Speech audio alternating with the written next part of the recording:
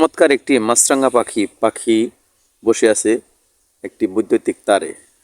সে ক্ষুধা নিবারণের জন্য খাবার সংগ্রহ করবে এখান থেকে। এই জ্বালা ধানের বীজ যে ফলানো হয়েছে এখান থেকে সে সংগ্রহ করবে। তাই উৎপেতে আছে কখন একটি পোকামাকড় আসবে সেটা সে খাবার গ্রহণ করবে ধরে, সেই অপেক্ষায় আছে। ঠিক তেমনি আমরাও মানুষেরা খাবার সংগ্রহের জন্য কত কিছুই না করি, তবুও আমাদের খাবার শেষ হয় না।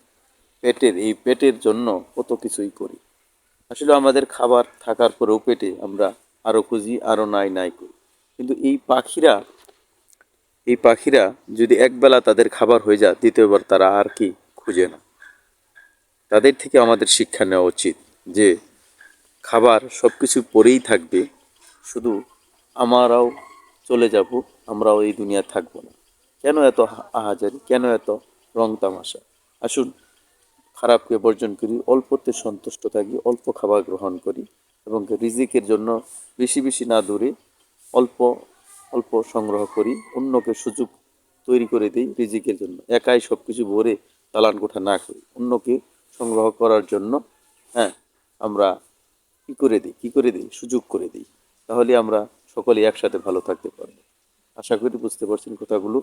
আর এই যে মাছরাঙা পাখি দেখতে পাচ্ছেন আকাশে দিকে তাকিয়ে, সে মাবুদ আল্লাহকে ডাকছে কখন তার খাবার আসে, আল্লাহ তাআলা কখন তার সেই রিজিক মিটাবে। খুবই চমৎকার একটি পাখি, দেখার মতো। নীল রঙের খয়েরি এবং লালচে খয়েরি ঠোঁট, অসাধারণ। উৎপেতে আছে, কীরকম দেখে লাগবে অবশ্যই কমেন্টে জানাবেন। ভালো থাকবেন, সুস্থ থাকবেন, আর এরকম সুন্দর সুন্দর ভিডিও দেখার জন্য আমার পেজের সাথে থাকবেন। আল্লাহ হাফেজ, আসসালামু আলাইকুম।